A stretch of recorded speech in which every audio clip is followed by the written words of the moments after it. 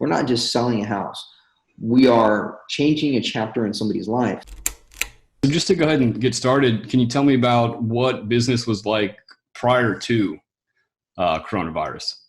In our business, it's been pretty much the same. The only thing that we've done differently is that we have to plan a little bit more advanced for the client. It's more the client experience now more than the agent experience. Usually we always showed up 10, 15 minutes early, turn on the lights, open all the windows, turn on the blinds, make sure that the client's ready to see the house. Now we're adding gloves, booties, antiseptic wipes, dish soap. I mean, pretty much we're bringing, I call it, for our agents, it's more of a COVID-19 kit. And then really, it's actually in a way kind of helped a little bit more because now you don't have a client just going in and walking through the house and walking out. Now you have a reason to talk to them and get to build a little bit more rapport. Obviously, it's a very self-conscious world. It's sad that this happened, but obviously the industry was going to be turned to change. You don't have the typical, what I call average agent going out there and showing anymore. Now you got more of, it's weeding out the process. It's gonna force people to communicate. It's gonna force people to do things different. I think it's, without all the death and everything, I think or the people getting sick, I think it's in a way allowing people to understand and think about the process that they're doing when they do an open house, or it's forcing technology to evolve our business a little bit more. We have always understood that we've got clients that are starting everything, and 90% of most of the clients are going to start online. And I think it's even higher rate now. You do get the typical client that drives the neighborhood, calls on the sign, say, hey, I'm interested in seeing it. Can I get more information? That's very typical. Most agents are doing that because now they're getting more proactive. They're putting sign writers out in the yards, text for more information and photos. It's going to force the agent to be more proactive, thinking through the process. In our business, there is the text writer. It goes out. They text the information. They get instant information. Now it's going to force people automatically, well, at least the average agent, it's going to force them to go into more of a Matterport software. It's going to force them to spend a little bit more money into making sure that they have good photos of the property, not just something they shot on their cell phone. Or it'll force them to utilize some systems and processes. Maybe they do shoot it on their cell phone, but now we have more technology of, on an iPhone 10, you can shoot some high quality photos. It's not saying that you have to go expensive. It's just saying that you got to think through your process. How do I need to communicate to the person from the door, from the internet, from, even getting them to go as far as maybe leaving off the price on in your flyers so that gets them to re-engage, because we become an industry where agents have been seen as a commodity. Mm-hmm. We're really going off of now, hey, I might need an agent to really go through this process with me. Right. Because now I can't put my hands on everything. I can't walk through the person's house like I want to. I can't look under the carpet, and I can't do this and that. It's going to force them to really rely on their agent. But if the agent's not prepped for this stuff and they're not thinking through the process, all it is making the agents think through their process, build a better process, build a better experience. Majority of this business is going to evolve, but it's not going to go do away with the agent. It's going to do away with the weaker agents, the agents that are just going out there and saying, hey, I got my license. I was only told that I need to put it on MLS, and now we're just going to sell it. It's not going to happen like that. When we talk about clients, we put our clients on, we're looking at absorption rates. We're looking at time on market. We're looking not just throwing it through a system and saying, oh, there's your CMA number. No, it's really forcing people to get more detailed. If I'm going to list a property, it's not saying, hey, here's the number off the computer program. Here's the absorption rate. Here's what's going on in your area. Here's the bird's eye view, and let's get hyper located. Let's get very hyper local. with our knowledge. This either an agent can take this information and think they're a victim of the situation and the circumstances. I've sold more properties probably within this month over last year's month. I think we've sold literally, and we just started our brokerage last year, but I've been doing this for 16 years. Right. But I mean, I've been doing it 16 years. I did take a break when the market crashed, but I mean, we've had to reevaluate the way we want to be perceived to the market. We literally, over the last 2 weeks, we sold 5 properties. Wow. So, I mean, it's not, and it's so when people are saying that the market's going to fall apart, and I live in Houston, Texas. Yeah. It's a different story. We're not just seeing the coronavirus. We're seeing market shift of oil and gas markets going to be disrupted worldwide for not just this year, next year, but it hasn't. But because of the things that have happened in the past, I think our market and our area is going to be a little bit more prone to adapting. And that's really what this is all about is, yes, we have major changes, but this is going to force the average agent to reassess, is this the right industry for them? And it's going to force the adapted agent or the agent that's above average agent, it's going to force them to think about finiting their process and refining their process and making it a better client experience, because that's what the client really wants. And we've been talking about that for years, but a lot of the average agents don't implement the process. They say, well, I'm just going to do it and I'm going to cross my fingers, hope it works. Right. So it's changing. I don't see it as a negative impact in our business. Yeah, we're staying at home a little bit more, but agents don't need to be getting out just at the first sign of somebody saying, hey, I want to go see a house. They need to do the pre-qualifications. That's another thing that we've been really adamant doing, and it weeds out our time. It weeds out the clients. It increases the volume of clients. It lets them know that, hey, you just can't go see a house and expect to just go see a whole bunch of houses and take agents for granted. Right. We're saying, hey, it's great that you want to see a house. I always tell my clients to say, look, I'd love to show you every house that you want to see. Let's go ahead and get you prepared to be able to see these houses. Because if you do see the houses in this market, you want to be able to take action. If you don't have your pre-qualification letter with your lender, you don't have, some processes in play that to take action, then you're going to lose this house. I've seen it time and time again. I just did it I've done it multiple times, but yesterday, client got on the phone and said, hey, I'm ready to buy. I'm a VA. I'm ready to go. I said, hey, great. Let's go ahead and get your VA information. Well, I want to see it next week. Well, I had to call. I went to go see it the next day. And the following day, which is yesterday, I got to go see it. I get a text message, hey, we got an offer on. Well, the guy still, even after I explained to him, I said, hey, look, we're probably going to lose this offer. It's as close to a full price offer. We won't be able to make it until Wednesday next week. So, it's forcing agents to really have deeper conversations with clients. I think it's a good thing in a way. Yeah. Because most agents, the first thing that they do, average agent, get a phone call and let's go see the house now.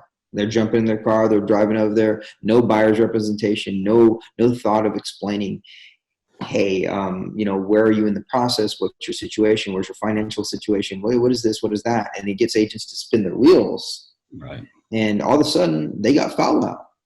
They get to the closing table or they don't get to the closing table, and they're having tougher conversations with other agents.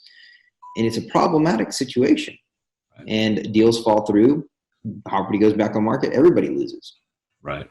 Yeah. I think I think what you're talking about is, the vetting process, and then also really evaluating what for you as the agent, where are the time sucks and what's the most efficient way to get qualified buyers. And I think that's I think even for us, for our company, I'm working at home now, and it's probably going to stay that way because it saves me. I live about 45 minutes away from our studio. It's an hour and a half every day. You've got companies like Compass, well, not Compass, EXP. You've got, of course, you got Keller Williams, Coldwell Banker. You got Abbey Road. You got all the JPAR. You got all these guys.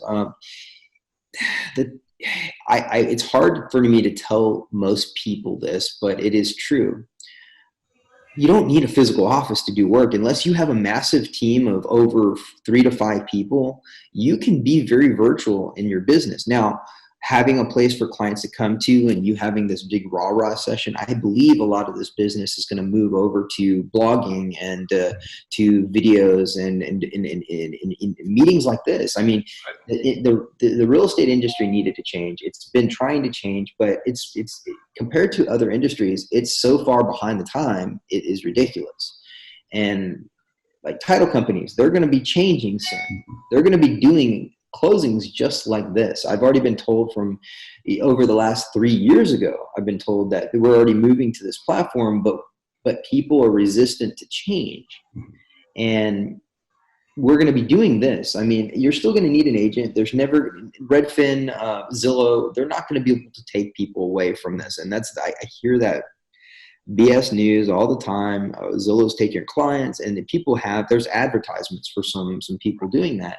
And it's not like that. You still need this type of situation. But what people are not understanding is agents are still not a commodity, because an agent still needs to see and feel, relate to a client's situation to be able to understand, okay, we're not just selling a house.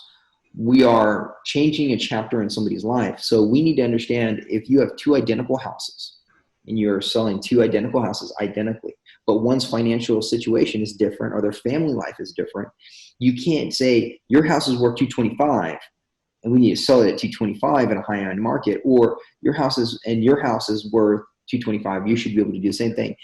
You don't know.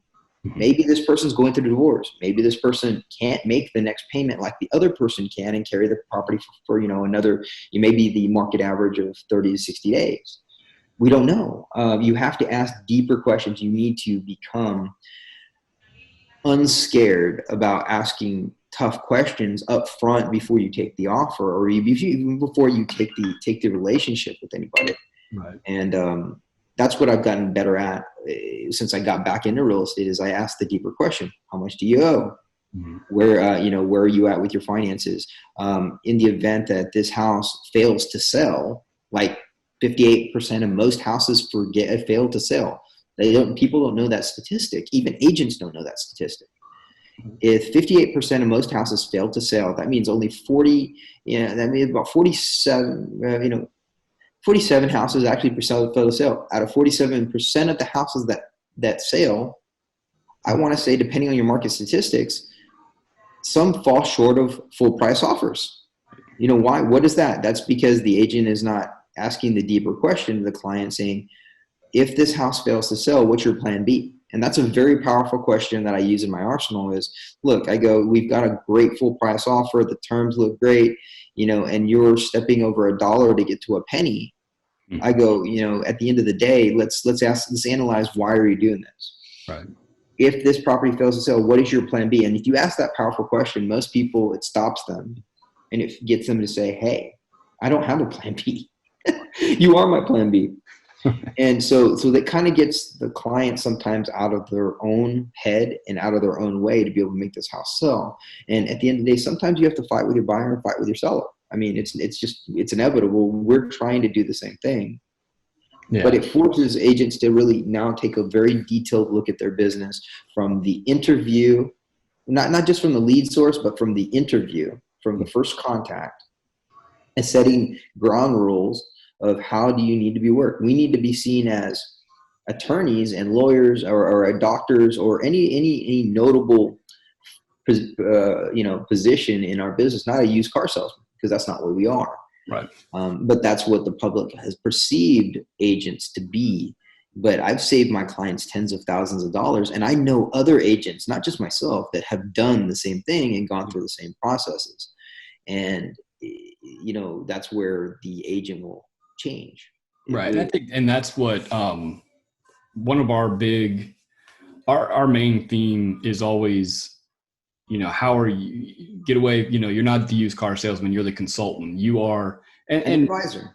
Exactly. And because, I mean, for us, like for me personally, yeah, my house that's my biggest asset. I don't have anything, you know what I mean? Like that's a huge, if I'm selling my house and buying a new one, like that is a major life milestone, and it Yeah. is for everybody. And we're getting a lot of people. I mean, I've been seeing it lately. You got your discount brokers and stuff in there. And, at the end of the day, we cannot set a parameter on how much we get paid. Right. I hear the full price brokers get mad at the discount brokers, and everybody's undercutting everybody because we've been seen as a commodity. We're not bringing any value. But let's say you do this, and this is where I've been really at home. And I just, like I said, I've been through this coronavirus. I just had a baby. Well, I didn't have the baby. My wife had the baby, but about a week ago. Oh, Literally, congratulations. I'm like going through this. So every day that I go out, I'm thinking, okay, do I need to go out? Right. What's going to bring more money to me? Do I need to jump in a car and go to a house, or do I need to plan out and talk to the client a little deeper and say, hey, look, due to this coronavirus, I don't want to put you in jeopardy, or me in jeopardy. Right. But what I do want to do is make sure we can get you from point A to point B in the least amount of time and with the least amount of process. Now, with the changes of going on, we can expect a little kickback from the disarray of companies becoming more scattered, but we can still do operations. Lenders can do the same job they do sitting at a cubicle, Right. and real estate agents can do the same job as in the car or at a desk. I mean, we're very much on computer now. Yeah. So I mean, we've got programs like Trello, or we've got programs like Slack. I mean, you can get very free programs to communicate with an entire team very quickly. Yeah, actually, I don't know if my Slack just went nuts because of a thread that that I'm on with my editorial team, and yeah, Trello, I'm on that every day. We have a whole group of us. We moved. We had Slack on our team. I've got some agents, and some choose not to use it. Honestly, I think it's a very interesting tool because it's a very easy way to get answers very quickly. Yeah. So there's some really good tools, but people need to be open to change. They need to be able to say, look, and you got your millennials that are very easy adapters. But then you've got your veterans, man. I'm on the cusp of being a millennial or being a veteran. Okay.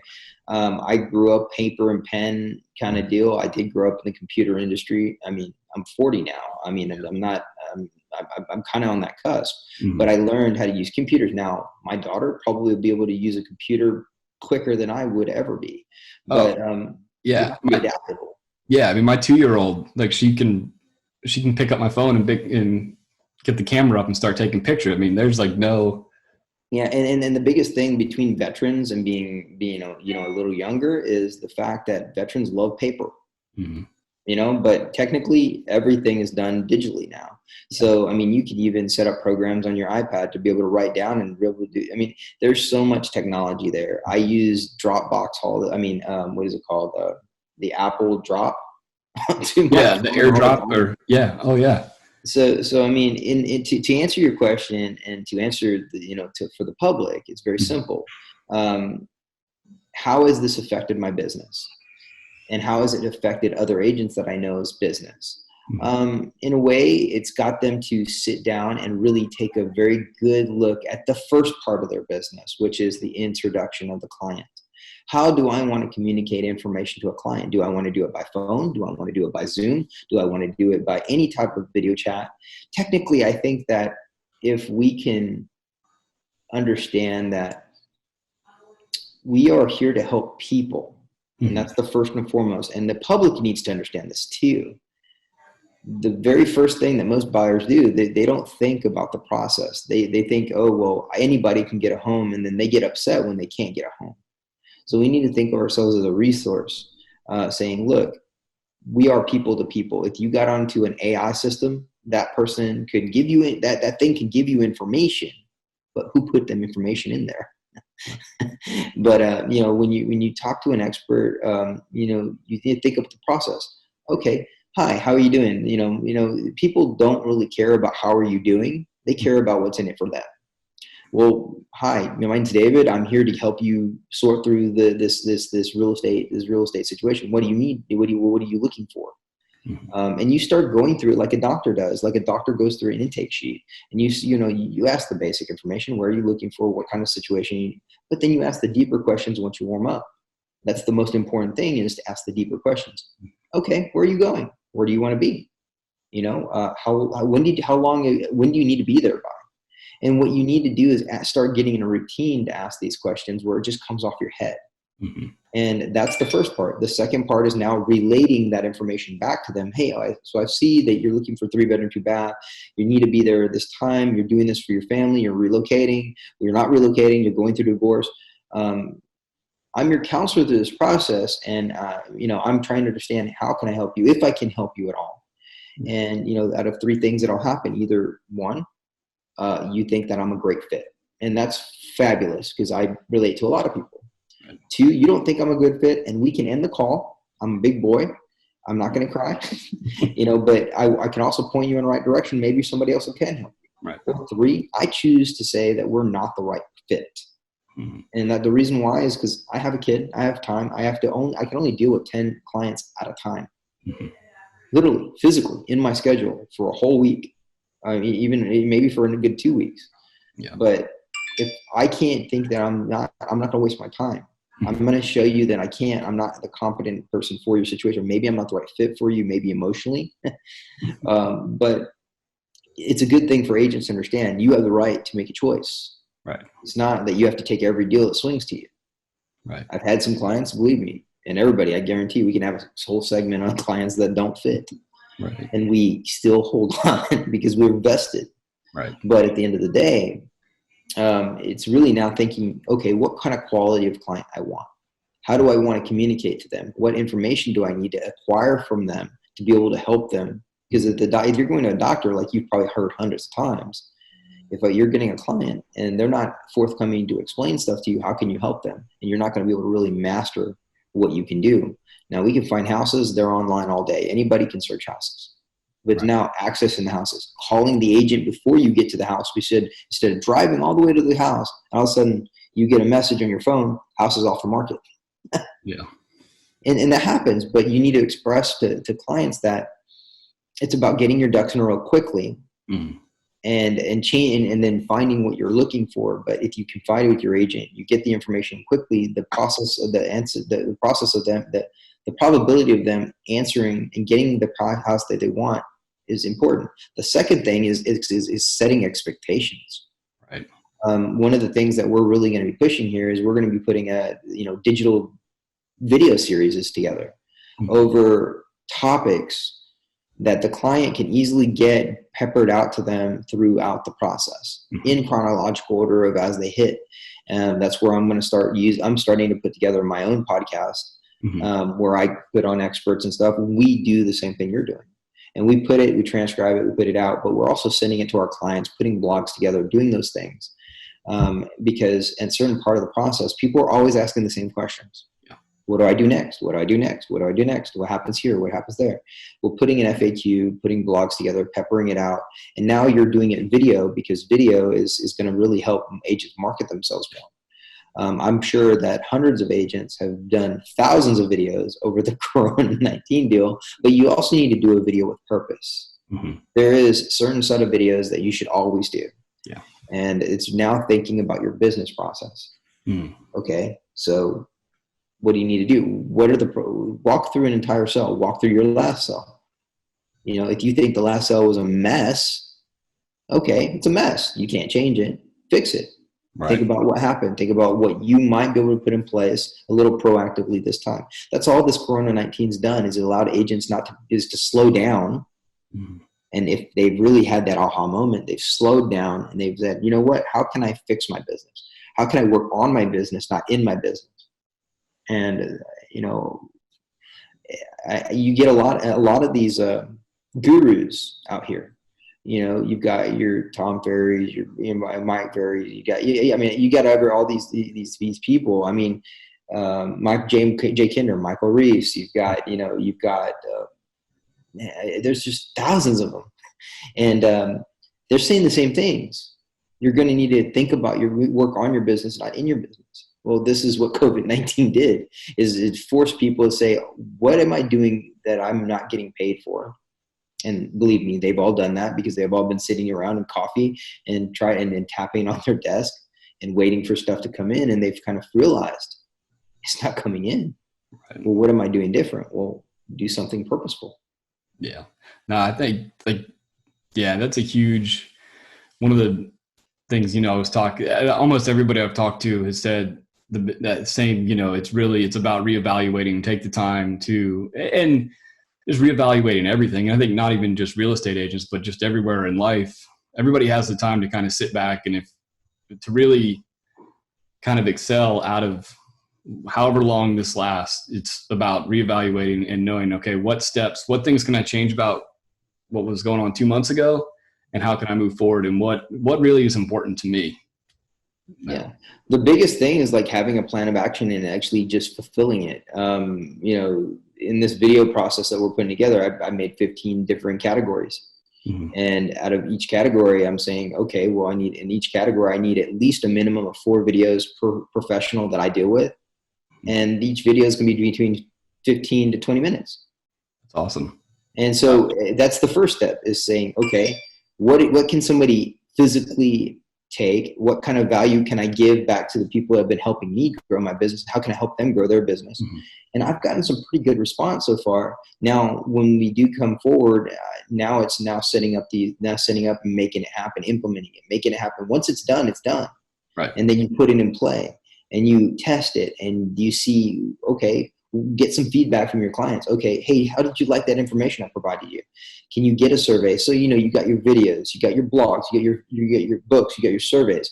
Now these are things that large corporations have done for years, but the average agent has not done them at all. And the reason why is not maybe they just don't know. But these companies have been doing this for hundreds of years. They've been working through some of the top professionals or CEOs in the world. They've learned from others. Right. And now this is where it's at. The biggest, and I was reading a Facebook ad this morning. It was just a little ad. Mm-hmm. But it said the most precious resource in the world is not oil anymore. Mm-hmm. It's information. Oh yeah. So if you hold on to that idea really quick, it's information, right? And you're trying to get a client for the first time to be able to work with you. I've always taught my agents this, and it is a concept I was taught. Let's say you're playing baseball, and your job is to go through 3 bases and come home, right? Hit a ball, or at least make 3 bases and come home. That's the goal, right? To win the game, right? The first deal that you have to do is you have to get first base. So how do you get to first base? I relate it to real estate very quickly. Is getting to first base is equivalent of getting people to know that you're there. For one, you have to be in on the plate, right? And then getting people to like you. If people like you, they'll listen to you. We've heard that from Jim Rohn, right? If people like you, they'll listen to you. If people love you, they'll do business with you. Right. Okay. So that's getting to first base. Demonstrate. And then so if people are going to listen to you, that means they're going to give, you got 5 minutes, 10 minutes, whatever your presentation is to get people to listen to you. That's first base. Second base is to demonstrate that you're an expert. Yeah. Into what field? Because that's going to fulfill their need. Right. So you demonstrate, just all you have to do is demonstrate. You don't have to show graphs. You don't have to show charts. You just have to speak strong enough about what their current situation is. That's asking questions. Mm-hmm. That's in the interview process when you initially talk to that person. So when you can relate their information to their situation, you become an expert, because obviously if you're in real estate, you've taken some knowledge. But now it's demonstrating that. The third thing is to get to third base. It's very simple. It's just to ask for the business. Yeah. Not be scared about asking for the business. And once you ask for the business, the probability of you doing these two minor things over here, the prep work, the probability is very high. Yeah. If they don't want the business, then fine, go on, do it again. I guarantee not every baseball player, even the best ones, never hit all home runs. No, that's like, I use the baseball analogy quite a bit too. Is, a Hall of Famer, you look at their batting average. A Hall of Fame batting average is, you have a 300 career batting average, you are a shoo-in Hall of Famer. Yeah. You know, if you have a 10, you have that in real estate, you're poor. Yeah. Yeah. I could talk to you all day long. I mean, you got a lot of awesome things to say. Yeah. This is hands down best interview I've done in a long time. I feel like you've got it going on, man. Like it's one thing, and like I said, my falling point is, it's one thing to know it. It's one thing to demonstrate it. That's where I wrestle every day. So, I'm evolving my business. I'd love to have more of these. And this is what I love about doing the video like you're doing. I think you're doing a fabulous job, man. Mm-hmm. This is interesting. And this is having just information or just bantering back and forth. Maybe some agents don't get this at the brokerage. Right. I have this, I've talked to many brand new agents, and just in the first 10, 15 minutes of me talking, sometimes they were like, I never heard that. I never knew that. I didn't know that perception. I didn't know that real estate was like that. And over 16 years, I've acquired a little information. I'm not saying I'm the best. I'm not. Believe me, I will kneel down to agents and people far better than I am. I've learned a lot from listening to them, and I've learned just from my personal experiences, but now I have to be a little smarter. I've got 2 beautiful little girls. I've got a wonderful wife. And it really comes down to wanting to spend more time with them. Yeah. You have to reevaluate why you're doing this business. If you don't reevaluate why you're doing this, you're in the wrong business. Yeah. Any business. Yeah. Like that. So. I appreciate it, man. Like I said, I don't want to keep you up. I don't want to keep you too much longer. But like I said, we could go on. Yeah, we can probably have an hour's conversation, but I understand you're doing a bottom line. The things that have helped me is reevaluate my business, making sure that automation is starting to be put together, videos, using some technology tools to be able to communicate with team members, understanding also that I can't do this all by myself. I really couldn't be doing this when my daughter was born. I couldn't be doing this. I have a partner. Mm-hmm. We work together. We have a team. So it's one of those things. It really works best in our interest. So you have to communicate. If you're going to grow big, you're going to have to offset some of this stuff. You have to have your title companies. You have to have your contractors. You have to have all these people that are in this real estate industry. You need to treat them as, maybe you're not paying payroll, mm-hmm. but in a way you are building their business. So you have to lean on those people to help you grow. If you don't, you will fall apart, because you can never get to the top by yourself. Yeah. Well, I appreciate it so much. And I'm going to go ahead and stop the recording real quick.